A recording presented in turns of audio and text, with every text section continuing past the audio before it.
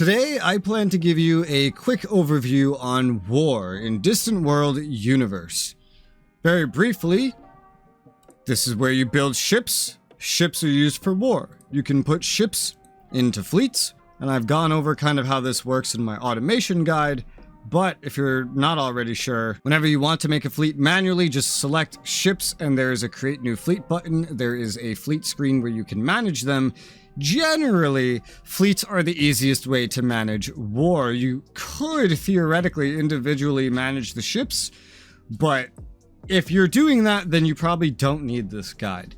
Going on then, we have another screen very important to pay attention to, which is the enemy target screen over here on the left. When we're at war, there will be something here. Speaking of which, let's go to our diplomacy and get into a war, let's say with the good old Deut supremacy here. If you do want to go to war, it's really as simple as changing relationship and declaring war.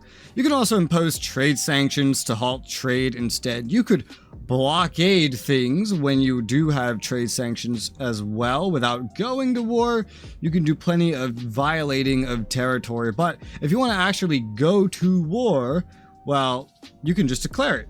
You could also just start attacking their ships. That tends to be pretty acceptable as well. When you're ready to make peace, you can actually just propose an end to the war. You can have them become your subjugated dominion, which is where they will pay you money and you'll be able to see into their territory and you'll protect them, or you could become their subjugated dominion, and this could be cancelled in the future. You can also negotiate an end to the war, getting the value of an end of the war and then doing any trades as well based on how the war is going. Others can declare war on you as well.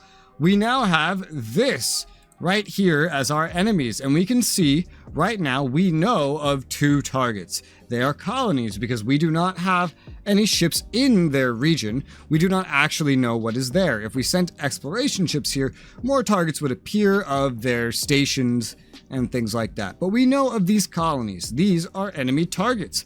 If I wish to attack an enemy target of any type, the easiest thing to do, outside of micromanaging units, or even putting it on full automation and letting the troops handle themselves, whereas you handle other parts of the game, is you can actually just select a ship, or a fleet in this case, the 13th fleet, for example, and then you find a target, and then if you left click, that fleet is now attacking. I can also select another one and have the same thing happen. It can only show one, but you can send fleets to attack targets in this way. I could also just, select the fleet, zoom in on the enemy target, and then right click an attack order right here. You can actually see, we can control right click as well to get more information. So if I wanted to blockade, like I mentioned, this is more useful when you're not at war. But also if you are at war, you can do this to prevent enemies from getting on and off the planet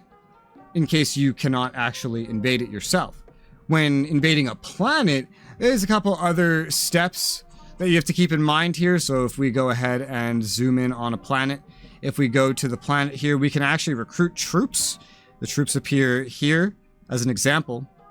Different troops, there are planetary defenses, which are for defending the planet. There's also infantry, armor, special forces that you can recruit as well. And then you can build a type of ship known as a troop transport.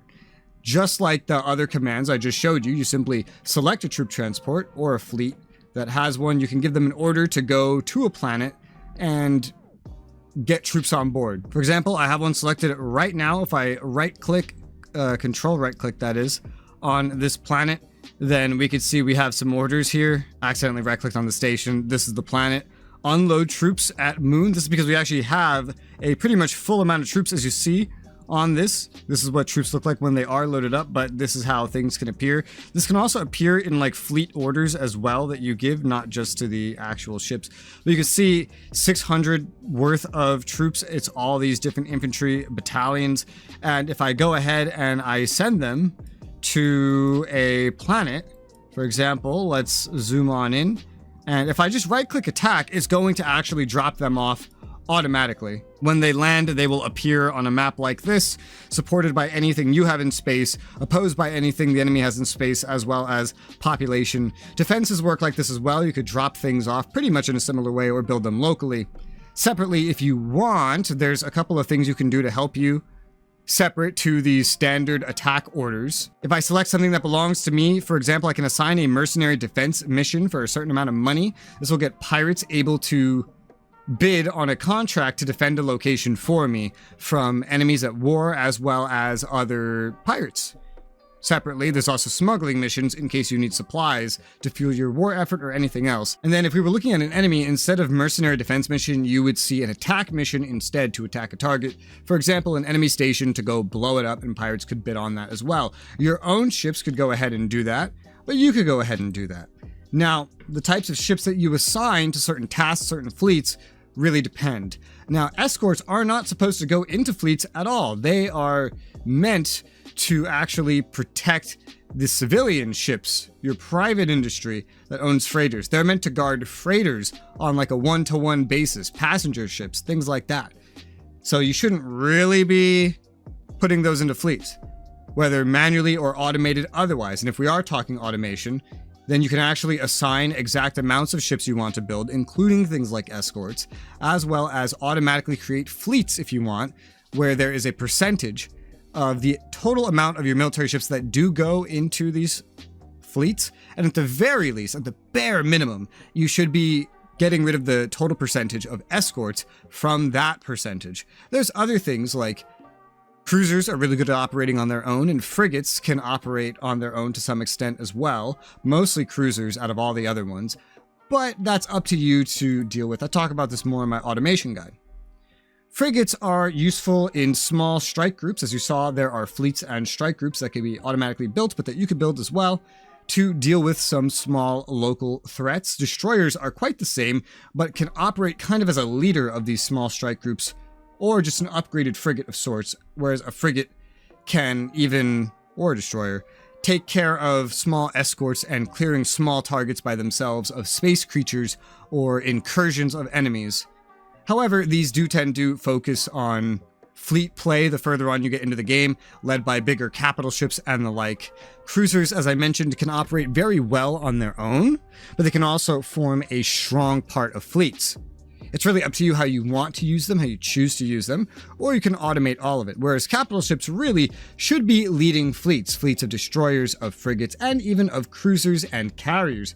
Carriers as well should generally always be in fleets, just like capital ships, supported by smaller ships as well, as they will send out tons of fighters, which fighter base can be in your ship designer. They can be equipped to other ship types, just carriers are designed specifically to carry primarily fighters and bombers and things of that nature. So those tend to go alongside your capital ships. Troop transports we've already looked at. They really only have one purpose, transporting troops and not dying, I suppose. A resupply ship is what it sounds like. You're essentially taking a spaceport and moving it around. It's there to refuel, rearm your ships that are out and about, repair them, things like that. A mobile hub of sorts. These really kind of need to be manually used. The AI doesn't really know how to use them. They'll make them, but then never use them. So I would only really build these if you manually wish to utilize them, which they're not that hard to use because usually you'll have so few of them. Just keep them protected because they are very expensive, being essentially space stations, I was going to say on wheels, but with engines. Exploration ships are mostly for exploration, but their military purpose is to serve as recon, like I mentioned. Send them into systems to see what is there so that you can select more specific targets, get an idea of enemy strength in a location, just get a good idea of what's going on, essentially. Construction ships don't really have a military purpose, but there are abandoned ships and shipyards, graveyards of ships, if you will, that spawn around the map that you could have construction ships rebuild in order to get new capital ships and the like for your fleet, or to get ships that you can deconstruct in order to get their technology from to then improve your own ships with. Anything else of relevance is probably covered in one of my other guides already, such as research, including research as it relates to war, such as diplomacy and other automation options that can help you with war as well. I really just wanted this to be a brief overview of the things that would not be relevant to other guides, and so here we are. Hopefully this has been helpful to you. If you want to see any more guides on this game, feel free to leave your suggestions in the comments below. Again, please check out my other guides in case I missed anything that you wanted to learn about, because I probably already covered it. Though if you can't find what you're looking for, you can ask in the comments, and if I can't help you, hopefully somebody else can. For now though, thank you guys very much for watching, and I'll see you on the next one.